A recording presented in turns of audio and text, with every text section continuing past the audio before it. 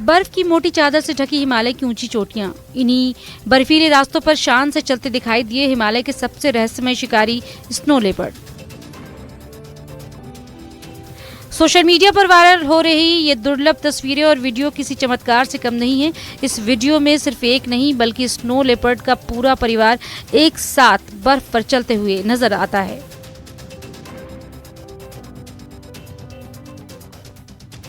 मानो प्रकृति ने खुद अपने सबसे कीमती खजाने की झलक दिखा दी हो। सफेद बर्फ में घुल मिल जाना, उनका धूसर शरीर, तेज आंखें और संतुलित चाल, ये नज़ारा न सिर्फ रोमांचित करता है, ये वीडियो प्रकृति और वन्य जीवन के संरक्षण का एक शक्तिशाली संदेश भी देता है। तेंदुए और पालतू कुत्तों की झड़प की ये तस्वीरें मंडी के सरकाघाट से हैं, जहां पिछले कुछ दिनों से जारी खूंखार तेंदुए का आतंक आखिरकार खत्म हो गया। दारपा पंचायत के लोग पिछले कई दिनों से सहमे हुए थे। खौफ ऐसा कि दिन दहाड़े ही लोग घरों में कैद हो जाते, क्योंकि इस तेंदुए ने न सिर्फ 5 पालतू कुत्तों को लहूलुहान किया बल्कि ड्यूटी पर तैनात वनकर्मी को भी नहीं बख्शा। जब वनकर्मी संजय कुमार ग्रामीणों की शिकायत पर मौके का मुआयना करने पहुंचे तो तेंदुए ने उन पर जानलेवा हमला कर दिया।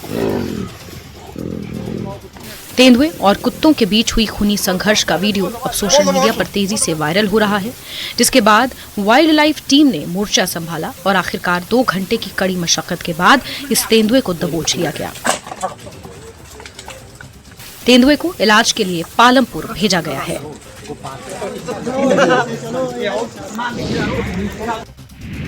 लद्दाख के मार्तेसलंग गांव की ये तस्वीर दिल दहला देने वाली है, जहां आवारा कुत्तों के एक झुंड ने एक दुर्लभ हिमालयन तेंदुए को नोच नोच कर मार डाला। जिस तेंदुए की फुर्ती की दुनिया मिसाल देती है, वो कुत्तों के आगे बेबस नजर आया। ये सिर्फ वन्य जीवों का मामला नहीं है। लेह में कुत्तों की दहशत इतनी है कि शाम ढलते ही लोग घरों से बाहर निकलने में डरते हैं।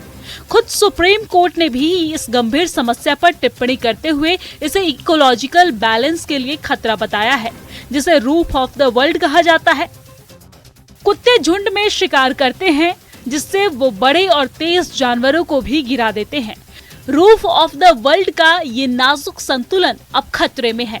अगर जल्द कदम नहीं उठाए गए तो अंजाम और भी बुरा हो सकता है।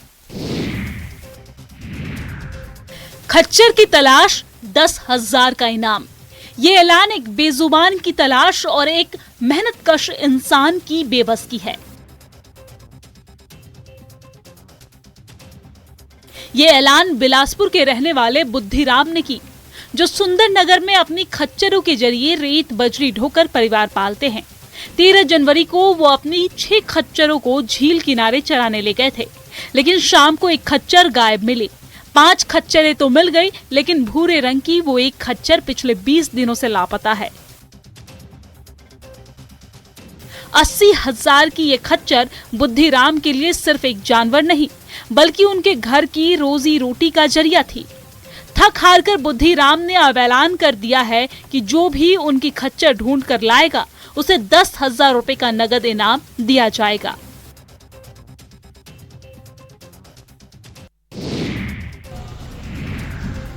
सिरमौर में हिमाचल प्रदेश परिवहन निगम द्वारा 15 सरकारी बस रूटों को बंद करने की तैयारी चल रही है और इसे लेकर लोगों का विरोध शुरू हो गया है। हिमाचल किसान सभा की सिरमौर इकाई ने कहा कि यदि इन सरकारी बस रूटों को बंद किया गया तो सड़कों पर उतरकर आंदोलन होगा।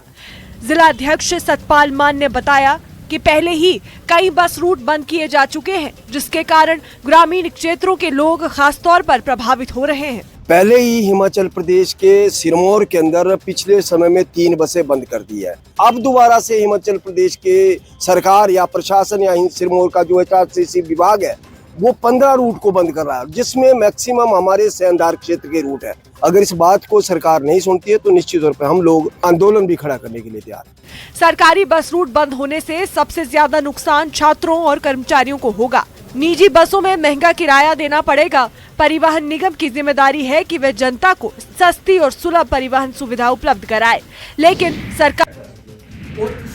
बडगाम के मगाम में जम्मू कश्मीर की सबसे बड़ी इमामिया इस्लामिक लाइब्रेरी अबू अल फजल अब्बास लाइब्रेरी ने फेलिसिटेशन और काउंसलिंग कार्यक्रम का आयोजन किया, जिसमें छात्रों और उनके अभिभावकों को उच्च शिक्षा के लिए गाइडेंस दिया गया। कार्यक्रम में DIG Imtiaz Hussain, director SDRF ने शिरकत की और मशहूर शिक्षाविद प्रोफेसर विलायत हुसैन रिजवी भी मौजूद रहे। कार्यक्रम के दौरान साल 2025 में नीट परीक्षा उत्तीर्ण करने वाले छात्रों को विशेष रूप से सम्मानित किया गया। साथ ही 10वीं और 12वीं की परीक्षाओं में बेहतर प्रदर्शन करने वाले छात्र छात्राओं को सम्मानित किया गया। लोगों ने यहाँ शिक्षा और समाज के विकास की सबसे मजबूत नींव करार दिया और छात्रों को मेहनत, अनुशासन और लक्ष्य के प्रति समर्पण के साथ आगे बढ़ने की सलाह दी। और उन लोगों ने स्किल पर भी फोकस कहा, बच्चों को स्किल साथ साथ आप पढ़ते जाओ और अपने आप को स्किलफुल भी बनाते जाओ। सोलन में भगवान जगन्नाथ की भव्य शोभा यात्रा निकाली गई, जिसमें श्रद्धालुओं ने पूरे उत्साह और उमंग के साथ हिस्सा लिया। ये शोभा यात्रा शिल्ली मढ़ाजी के लगभग 400 साल पुराने जगन्नाथ मंदिर से शुरू होकर योगानंद आश्रम जाटोली में रात भर विश्राम के बाद सुबह 10 बजे वापस रवाना हुई। यात्रा शामती, कोटला नाला, ओल्ड डीसी ऑफिस और माल रोड से होते हुए पुराने बस स्टैंड तक पहुंची। श्रद्धालुओं ने शोभा यात्रा का जगह जगह फूलों से स्वागत किया। ढोल नगाड़ों और कलाकारों के डांस ने पूरे वातावरण को भक्तिमय बना दिया। ये शोभा यात्रा पिछले 3 सालों से लगातार आयोजित की जा रही है। साथ ही शोभा यात्रा के बाद मंदिर में शिव महापुराण, कथा और नील चक्र स्थापना जैसे कई आयोजन होंगे। आस्था का तो कोई लेवल नहीं होता, बट ये है कि जब तक जगन्नाथ जी चाहेंगे तो हम चलते रहेंगे। आस्था का तो कोई लेवल नहीं है। 2 दिन की यात्रा के बाद कल से जो है 3 तारीख से 13 तारीख तक जो है शिव महापुराण का कथा का आयोजन। बांडीपोरा की वुलर झील पर विश्व वेटलैंड डे मनाया गया। इस बार इसकी थीम वेटलैंड्स और पारंपरिक ज्ञान, सांस्कृतिक धरोहर का जश्न रही। इस अवसर पर जिले के कई स्कूलों के छात्र छात्राओं ने हिस्सा लिया, जिसमें बर्ड्स वॉचिंग और चित्रकला प्रतियोगिता शामिल है। इन गतिविधियों का उद्देश्य बच्चों में समाज में वेटलैंड संरक्षण के महत्व पर जोर देना है। Wular conservation and management authority के कोऑर्डिनेटर ओवैस फारूक मीर ने कहा कि बच्चे समाज में जागरूकता फैलाने में महत्वपूर्ण भूमिका निभाते हैं और सबसे प्रभावी एम्बेसडर होते हैं। वुलर झील, जो बांडीपोरा का गौरव है, राष्ट्रीय और अंतर्राष्ट्रीय महत्व की झील है और इसे रैमसर साइट के रूप में मान्यता प्राप्त है। कार्यक्रम का समापन वुलर झील और अन्य वेटलैंड्स के संरक्षण के संदेश के साथ किया गया। 2 फरवरी जो है पूरी दुनिया में वर्ल्ड वेटलैंड्स डे मनाया जाता है। इसी सिलसिले में एक थीम भी होता है वर्ल्ड वेटलैंड डे का, जैसे इस साल का थीम आप देख रहे हैं, wetlands and traditional knowledge, celebrating cultural heritage. Uttarakhand के देहरादून में 3री राष्ट्रीय पेचक सिलाट मार्शल आर्ट प्रतियोगिता में हिमाचल के खिलाड़ियों ने अपना दमदार प्रदर्शन किया। इस प्रतियोगिता में इन खिलाड़ियों ने अपने जौहर दिखाते हुए 1 गोल्ड मेडल समेत 10 पदक अपने नाम किए। इंडियन पेचक सिलाट फेडरेशन के तत्वाधान में बीती 29 से 31 जनवरी तक यह प्रतियोगिता आयोजित की गई। इस प्रतियोगिता में देश भर से 1200 खिलाड़ियों ने भाग लिया, जबकि हिमाचल के 39 खिलाड़ी शामिल रहे। इस टीम में मंडी से 11, बिलासपुर से 10, हमीरपुर से 3 और सिरमौर से 15 खिलाड़ियों ने अपना दमखम दिखाया। हिमाचल प्रदेश की टीम ने 1 गोल्ड, 4 सिल्वर और 5 ब्रॉन्ज मेडल अपने नाम किए।